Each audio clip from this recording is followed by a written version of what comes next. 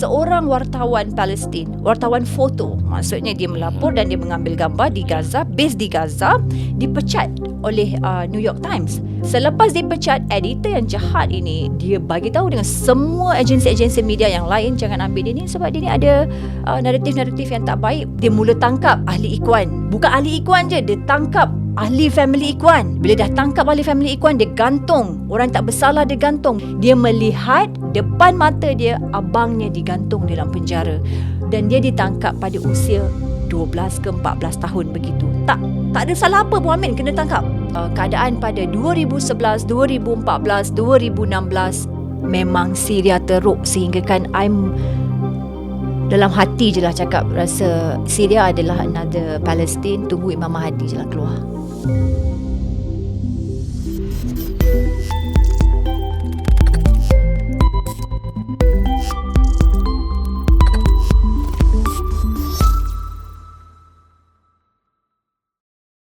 Assalamualaikum Finas Yunus, apa khabar?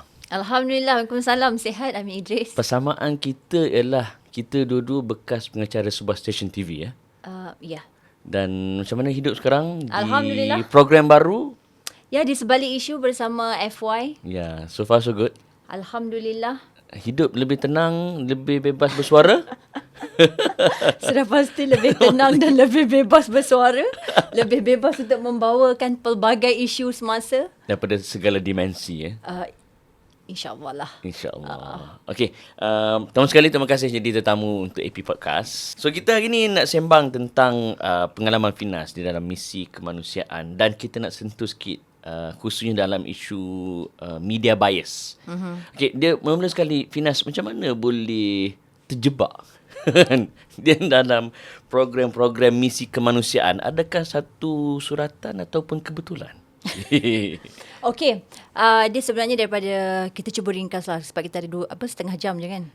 Kita tengok keadaan 30 sebab minit. program ni tak ada had waktu. Kita susah One TV ni. One TV ni dia dah ada Syaf. Kalau 30 minit kena habis 30 minit. yang pasti tak ada manusia di belakang kamera yang tak ada. Itu yang best dengan digital platform kan. Yes. Okey, dia sebenarnya Amin macam ni. I dah mempunyai rasa nak ke negara bergolak ni sejak I bersama dengan TV9, berita TV9. Tapi waktu tu Allah tak bagi peluang lagi. Allah suruh kau dalami dulu ilmu kewartawanan, and then tak apalah, kita dalami dulu ilmu kewartawanan, ilmu asas kewartawanan. Waktu umum usia muda lagi Amin, 20-21 waktu tu, 22. I bukan sekarang 20 lebih ke? Masya Allah. Terima kasih. Nanti sekejap kita belanja makan.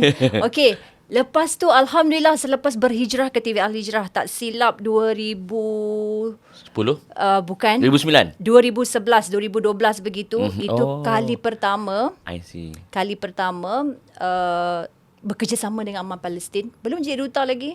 Bekerjasama dengan Aman Palestin selaku wartawan berita Al-Hijrah. Dibawa ke misi pertama saya ke Gaza yang selama ni diimpi-impikan. Macam tak sangka pula. Akhirnya dapat ke Gaza, dapat menjejakkan kaki ke Gaza, yang mana selama ni duk ketuk story foreign je. Di bilik berita. Tapi akhirnya dapat melihat sendiri apa yang berlaku di Gaza pada 2012. Dan selepas itu, Masya Allah, Allah itu memang sebaik perencana, berturut-turut ke Gaza.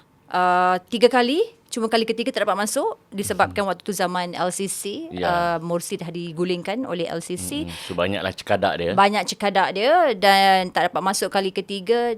Tapi ke Syria lebih kerap. Total bersama dengan Aman Palestin lebih kurang 6 ke 7 misi. 3 kali ke Gaza, 3 kali ke Syria, cuma satu lah. Saya 4 kali ke Syria Amin. Cuma kali pertama saya pergi dengan NGO lain, tapi 3 kali bersama dengan Aman Palestin. So bila dah cover dunia perang ni Amin, kenapa saya jatuh cinta sangat-sangat kepada isu-isu kemanusiaan ini? Kerana di sinilah sebenarnya titik mula saya sebagai seorang wartawan melihat dimensi kewartawanan itu berbeza. Maksudnya my turning point lah, daripada dekat akademi dulu lecturer duk ajar wartawan kena neutral, dan akhirnya bila kita melihat wartawan-wartawan otai luar negara lain seperti yang saya idolakan jugalah, Christian Amanpour, yang memang kita tahu dia memang tokoh wartawan dunia. Almost every year every month, every week ke negara-negara. Sewaktu muda dia lah. Selalu ke negara-negara perang, ke Kosovo waktu ketika saya kecil-kecil lagi dia dah cover apa semua benda. Dia memegang prinsip be truthful not neutral. So melihat seorang wartawan otai yang senior, yang sangat bagus turun ke sana dan saya sendiri berpeluang turun, maka daripada situ rentetan itulah melihat kepada kalau di negara perang kita nak mengambil pendekatan berdiri atas pagar, ia adalah satu kita ni adalah accomplice ataupun kita ni adalah akan subahat kepada si mereka yang zalim lah, pihak yang zalim. Pelaku jenayah perang. Ya. Jadi rentetan itulah yang membuatkan bila dia mengubah pandangan saya sebagai seorang wartawan. So dah jadi ketagih nak pergi. Sebab bila dah pergi tu, dia menjadikan kita seorang manusia yang berbeza dan wartawan yang berbeza. Saya ingat kita pernah sembang dulu di stesen TV lama. Yang saya terkasih seketika, biasanya seorang wanita, dia kalau boleh nak pergi ke France, Paris kan, nak pergi ke Europe, nak pergi ke negara-negara yang indah. Tapi Fina sebut, I suka pergi ke negara-negara bergolak. Yeah. Kata kau ni memang kaki suka cari masalah ke apa?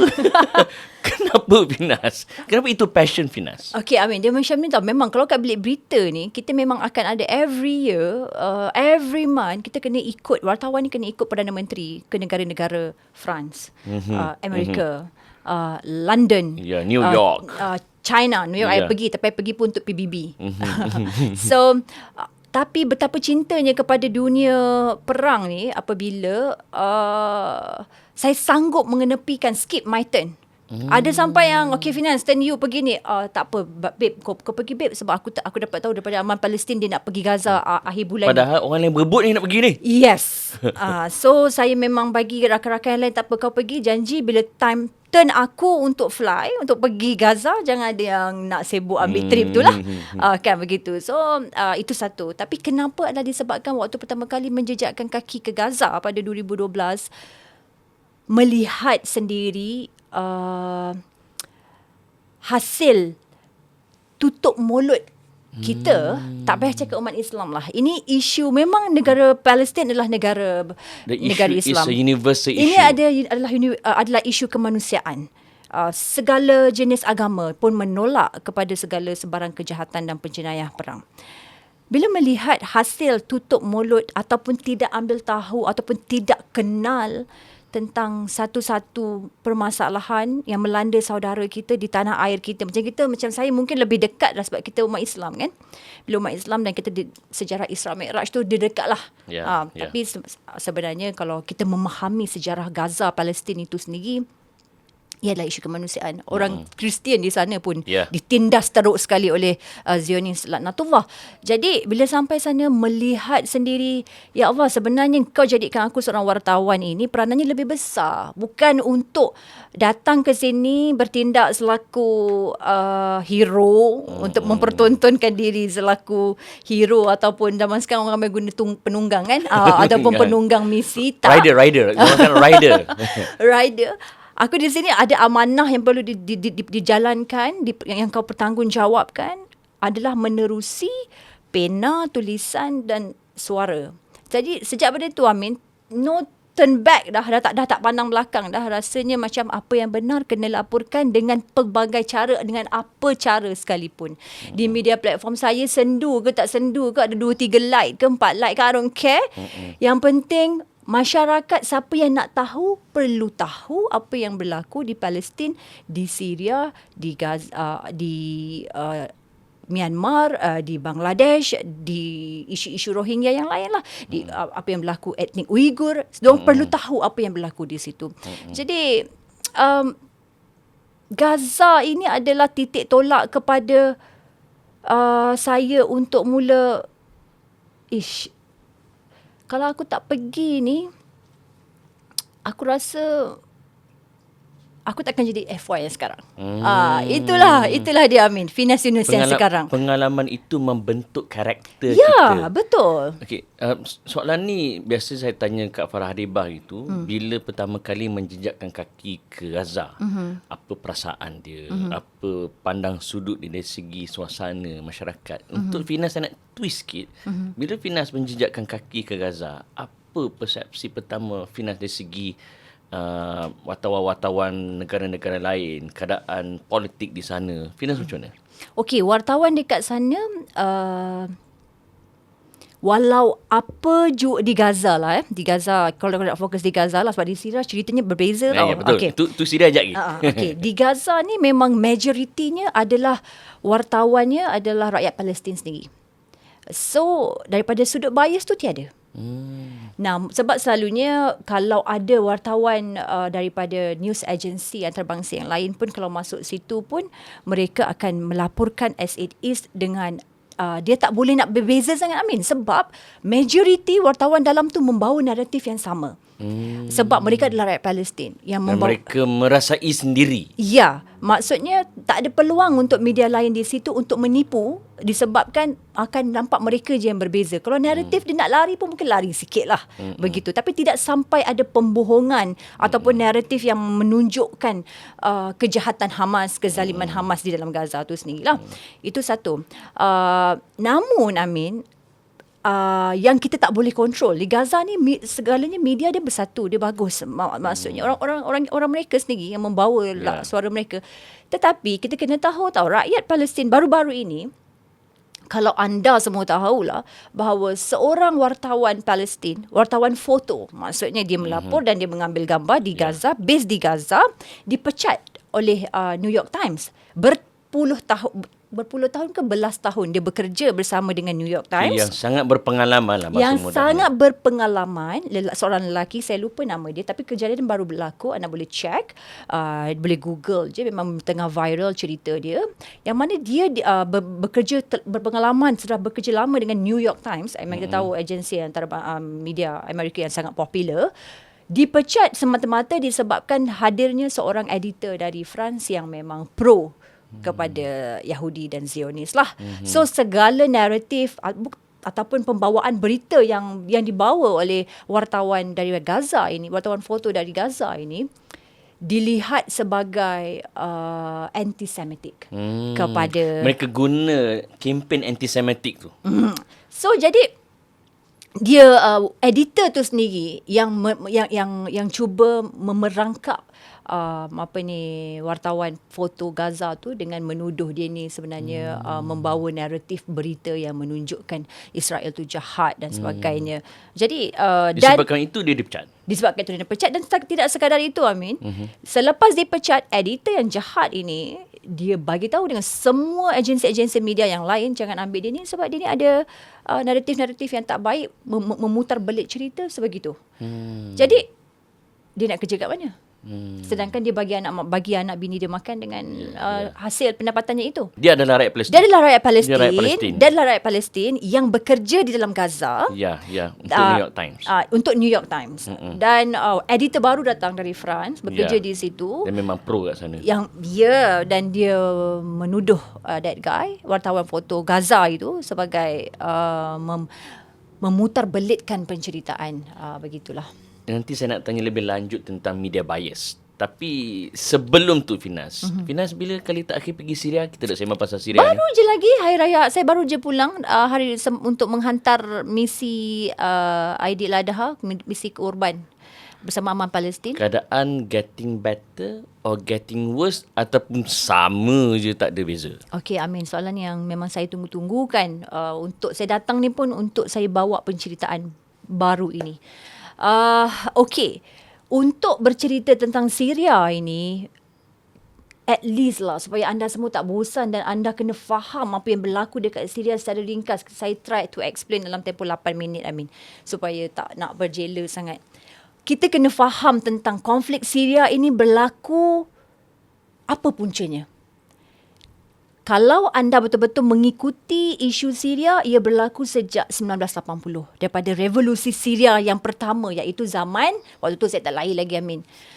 zaman bapa kepada Bashar al-Assad, itu Hafiz al-Assad. 1980 lagi Hafiz al-Assad telah melakukan kekejaman, kezaliman, penghinaan yang sangat teruk kepada rakyatnya sendiri, sehingga kan Ikhwanul Muslimin pada ketika itu slowly bangkit, dan rakyat yang umat Islam Sunni khususnya sangatlah macam menyanjungi Ikhwan.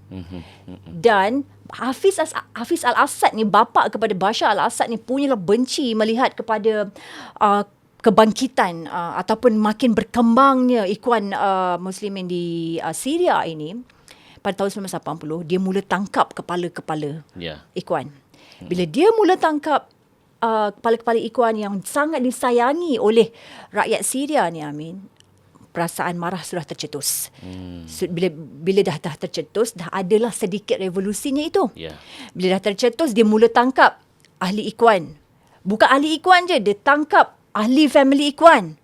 Bila dah tangkap ahli family Ikhwan, dia gantung. Orang tak bersalah dia gantung. Belum cerita dalam penjara. Kenapa saya berani untuk cerita? Sebab selama 7 ke 10 hari saya berada di Syria, saya bersama-sama dengan salah seorang bekas banduan rakyat Syria yang dipenjara oleh Hafiz al-Assad selama 12 tahun. Dia melihat depan mata dia abangnya digantung dalam penjara, dan dia ditangkap pada usia 12 ke 14 tahun begitu. Tak ada salah apa pun Amin kena tangkap oleh Hafiz al-Assad punya tentera lah. Jadi Amin bayangkan 1980 dah ada rasa bencinya terhadap pemerintah. 42 tahun yang lalu. Ya, dah ada rasa bencinya terhadap pemerintah.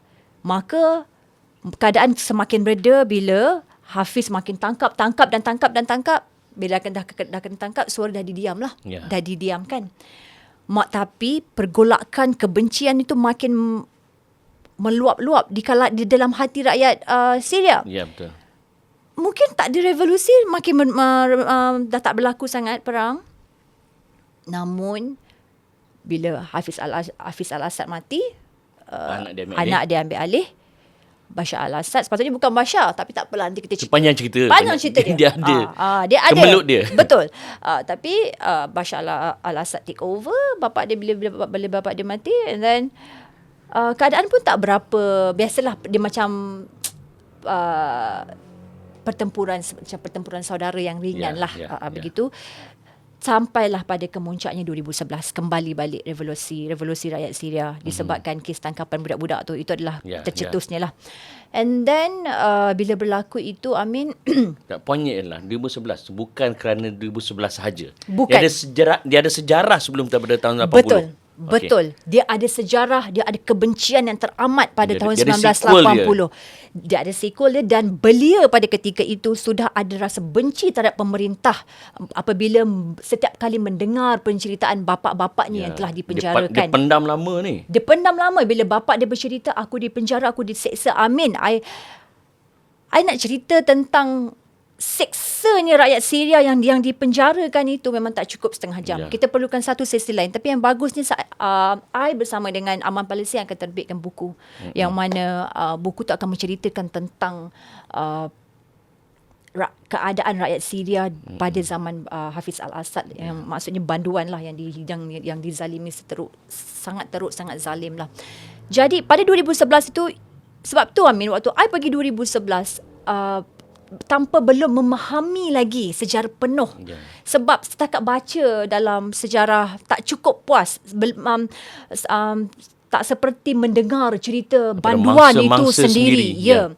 Jadi pada 2011 I pergi dalam keadaan yang takkanlah kau sanggup, kau benci pada pemerintah, kau sanggup buat macam ni sekali pada negara kau sanggup bertempur apa semua. Dan pada ketika itu juga ulama besar Syekh Al-Buti pun kata jangan bertempur, sehingga kan fatwa Ramadan Al-Buti kata jangan. Tapi Amin, bagi geng Ikhwan, walaupun mereka tak bersetuju dengan Al-Buti, namun mereka masih menghormati. Itu antara yang membuatkan I rasa macam Masya Allah, orang yang berilmu ni bila dengar ulama ni, walaupun tak bersetuju, dia masih lagi menghormati Dia ada akhlak mereka. Dia ada akhlak mereka. Walaupun mereka tak bersetuju dengan pandangan Al-Buti, namun mereka bagi mereka tak apalah, itu penerangan Allahyarham kan. Malah Allahyarham dibom pun bukan yang dilakukan oleh Ikhwan. bukan Ikhwan. Tak ada kaitan dengan Ikhwan. Tak ada kaitan dengan Ikhwan. Di situlah politik perang yang mana sangat complicated. Jadi pada 2011 itu adalah rentetan kemarahan rakyat sejak 1980, Amin. Dan itu yang berlaku. Dan I pergi pada 2012, waktu tu masuk menerusi azaz. Keadaan sangat teruk.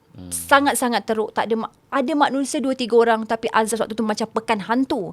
I masuk daripada Turki. Selepas masuk azaz pada 2011, 2014 masuk Damascus. 2016 Damsyik sekali lagi. Dan keadaan pada 2011, 2014, 2016 memang Syria teruk sehingga kan I'm dalam hati je lah cakap rasa Syria adalah another Palestine, tunggu Imam Mahdi je lah keluar. Waktu tu Amin. Waktu ketika itu memang sejujurnya saya merasakan tak ada peluang lagi. Kemusnahan sangat teruk. Hilang harapan. Hilang harapan. Kota kegemilangan Islam adalah Syria. Anda melihat sebuah kota kegemilangan Islam sebegitu teruk sekali. Saya dah pergi Damsyik, saya dah pergi Azaz. Azaz tu consider macam pekan-pekan kecil sebelum ke Aleppo lah, Halab. Kan? Jadi melihat, ya Allah, dengan kemusnahan ini tak mungkin Syria mampu dibangunkan lagi. Dan mana ada negara barat nak bantu bangunkan negara Islam. Melainkan dia datang tu, dan yang nak jadi ally ataupun sekutu kepada Bashar tu semua berkepentingan. Nak cari apa? Dalam Syria tu punya Allah letak macam-macam hasil bumi yang diorang nak. Jadi saya tak merasakan Syria tak akan mampu dibangunkan semula pada ketika itu. Namun Amin, Masya Allah, memang Allah itu adalah perencana yang tak tercapai akal kita kan.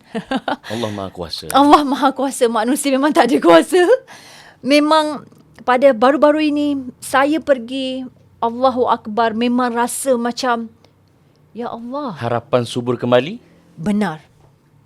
Apabila, dan ini saya memang nak memuji sangat-sangat Turki, dan inilah kenapa Allah kata berbuat baiklah pada jiran, kerana Turki memainkan peranannya sehingga kan kawasan yang berdekatan dengan sempadan Turki, seperti saya pergi 3 wilayah kali ini bersama dengan Aman Palestin, iaitu Azaz, Al-Bab dan Jarablus. Ketiga-tiga ini kalau nak pergi sana kena turun dekat Gaziantep, iaitu sempadan Turki, and then pergi ke Azaz dan Al-Bab. Lepas tu baru kami keluar balik dan pergi ke Jarablus. Amin, ketiga-tiga wilayah yang besar ini tak pernah I sangka yang mereka akan kembali dibangunkan semula sebegitu rancak sekali. Maknanya ekonominya. Nampak ada pembangunan yang maju. Ya. Hanya dengan satu jiran yang memainkan, hanya seorang jiran yang Turki memainkan peranan seorang jiran yang betul. Turki membuka sempadannya kepada rakyat Syria untuk keluar daripada kawasan yang masih ada lagi sedikit pertempuran, untuk mendapat keselamatan, cari kerja, kami bantu apa semua. Pada masa sama, bila keselamatan dikawal dengan baik, Amin, barulah rakyat berani nak balik dan membuka balik semula kedai-kedai dan cuba berniaga dan cuba mencari kerja atas apa yang ada.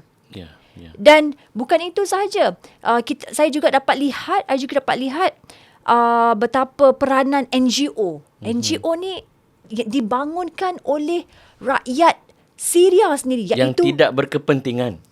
Ya, tapi betul, yang tidak berkepentingan, Amin. Dan di sinilah membuktikan bahawa Muslim ni memang perlu ramai hartawan. Amin, you bayangkan, I tak pernah dengar Atak Relief ni. Sehinggalah I pergi bersama dengan Aman Palestin pada baru-baru ini. Adha baru-baru ini.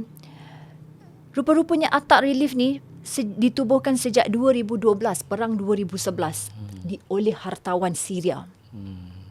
Hartawan Syria yang mempunyai jati diri, yang mahu membangunkan semula Syria dengan menyediakan pendidikan, sekolah, skill, pertanian buat rakyat dia agar boleh slowly membangun semula. Maksudnya mereka ni membina batu-batu asas untuk bangunkan semula Syria, untuk belia-belia mereka.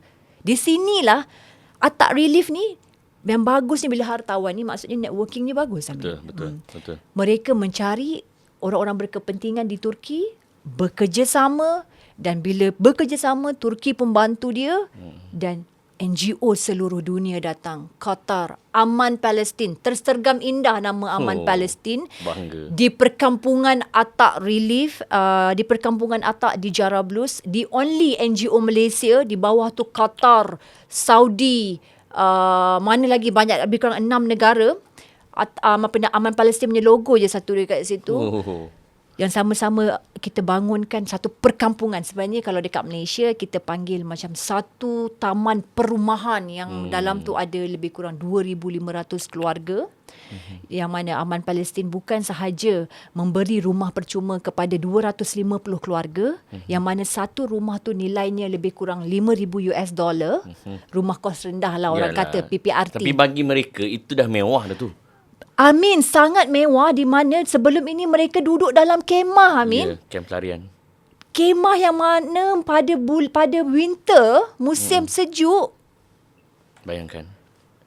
Finas, ini menggambarkan, bayangkan kalau dunia ada bukan seorang Tayyip Erdogan yang memimpin Turki. Tapi kalau ada 10 orang, ada beribu orang hartawan, bukan hanya Syria saja boleh dibantu, banyak lagi negara-negara Islam bergolak boleh dibantu. Betul. Okey, apa yang kita dengar hari ni, saya yakin yang dengar sama ada di Spotify ke, di YouTube ke, dia akan, kenapa aku tak tahu? Kan? Kemana pergi media untuk melaporkan perkara ini? Finas, di manakah peranan media kita di Malaysia sebagai sarana kita dalam, yalah kita nak menutup perbincangan kita ni. Melainkan kalau Finas nak duduk lagi 2 jam. Silakan. Okey, apa yang saya bakal cakap ni mungkin tak ramai sahabat media akan suka. Namun orang kata be truthful, not neutral. Sejujurnya, media ini, setiap organisasi media ini ditubuh dengan naratif yang mereka mahu bawakan. Jadi sebenarnya, Amin, jika kita nak membangunkan sesebuah ataupun nak membantu sesebuah negara Islam, bukan negara Islam pun, sebab kita ni umat Islam ni memang Allah memang dah, insya-Allah lah setakat ni, Amin. Kalau pemimpinnya Islam, tiada lagi kita dengar, kalau majoritinya negara itu umat Islam, tak ada lagi kita dengar menindas kaum-kaum lain. Saya dah memang buat kajian. Saya tak jumpa pun, bukan kajian lah, bacaan. Saya tak jumpa lagi kalau sebuah negara Islam itu, seburuk-buruk dia tak adalah macam tu. Tak ada. Kalau kita senaraikan negara bukan Islam yang menindas umat Islam, Allahu Akbar, terlalu banyak. Berlambak. India, China. India, apa yang berlaku sekarang? Anda baca. Apa yang puak BJP sedang lakukan terhadap umat Islam di India. China, anda baca. Apa yang sedang mereka lakukan kepada Uyghur. Myanmar, anda baca. Apa yang mereka sedang lakukan kepada Rohingya. Negara yang kita selalu pergi pun, London. Anda boleh baca betapa teruknya Islamofobia di sana. Amerika Syarikat, saya sendiri kena. Waktu pergi Manhattan, tak nak dilayan di shopping mall semata-mata berhijab. Akhir sekali, Chinese lady yang assist saya. Okay, Miss, you nak apa? Konon-kononnya mereka adalah juara demokrasi. Konon-kononnya. Tak payah percayalah dengan AS. Okay. Jadi berbalik, saya nak bawa balik kepada Malaysia bahawa kalaulah kita nak berita-berita begini diketahui, diambil tahu oleh rakyat Malaysia, media harus memainkan peranan yang lebih kuat. Maksudnya, para wartawan perlu mempersiapkan diri dengan ilmu, dengan maklumat tentang dunia-dunia Islam itu dengan lebih banyak. Maksudnya, jangan lambatkan sangat isu politik yang kita tahu takkan habis, Amin. Isu politik tempatan yang orang ni kata ni, orang tu kata ni. Bijakkan rakyat. Dengan fit rakyat, dengan maklumat-maklumat yang penting yang boleh membawa ummah ke hadapan. Inilah yang membina akal, bukannya yang membodohkan akal. Gitulah. Ya, kadang-kadang Amin frust bila kita lihat muka depan sesebuah paper yang popular. Oh, ini cerai ini. Itu isteri tak suka yang ini. Itu dia nak suap kat rakyat. Jadi jangan salahkan belia kita yang mana sekarang lebih memilih hiburan berbanding isu umat Islam sendiri. So, dia sebenarnya peranan media ni sangatlah penting. Setiap dari, bukan organisasi media kepala-kepalanya yang penting. Wartawan tu, bila kita dah memang menyatakan hasrat daripada saat pertama daftar dekat mana-mana universiti, aku nak ambil journalism sebab aku nak jadi wartawan. So first kali dalam kepala bukan nak jadi popular tau adik kakak. Bukan nak jadi popular. Bukan nak ramai followers. Bukan nak ramai followers. Bukan untuk duduk baca berita. Bukan. Nampak Bukan glamour, itu. selfie Nampak bagai. glamour. Bukan itu. Tanggungjawab dia adalah melalui suara anda, pengetahuan anda. Anda duduk di situ. Anda interview orang tu yang pertama. First hand info. Anda dapat. Anda kena bertanggungjawab dengan itu, membawa naratif yang baik demi pembangunan ummah. Demi membijak pandaikan ummah. Dalam apa cara pun, apa cara sekalipun. Jangan sibuk fikir, alah kalau aku buat konten ni dapat 3-4 like je. Tak ada apa like. Sekarang ni, kita ni hidup ni, saya fokuskan pada Muslim lah. Nak cari keredaan siapa sebenarnya? So, kalau kita dah spend 9 to 10 hours, maksudnya penting to make sure 9 ke 10 jam tu keredaan tu bukan untuk manusia lah. Keredaan tu untuk Allah lah. Supaya taklah membazir masa kita 10 jam tu kan. Biarlah 10 jam tu. Biar berbaloi lah. Kalau media gaji tak banyak Amin. Media gaji sikit.